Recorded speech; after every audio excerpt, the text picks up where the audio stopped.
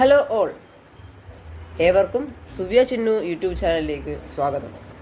നീണ്ട നാളത്തെ ഇടവേളയ്ക്ക് ശേഷം എന്നൊക്കെ പറയും പോലെ നമ്മളും വന്നിരിക്കുകയാണ്.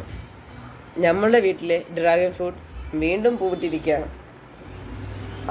നിലവിൽ ആകെ 4 പൂക്കളാണ്.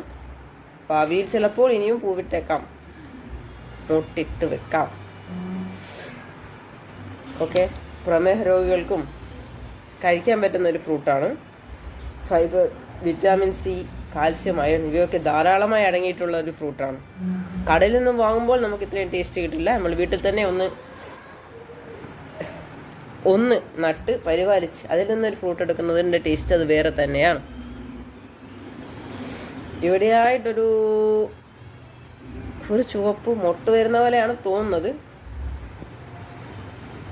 കാണാൻ കഴിയുന്നുണ്ടോ? ഒരു മിനിറ്റ്.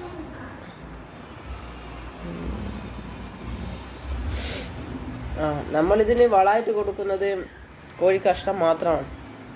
പിന്നെ വല്ലപ്പോഴും കുമ്മായവും വിതറി കൊടുക്കും. കോഴിക്കഷ്ടം, ചാണകം, അങ്ങനെ ജൈവവളങ്ങൾ മാത്രം നൽകുന്നതാണ്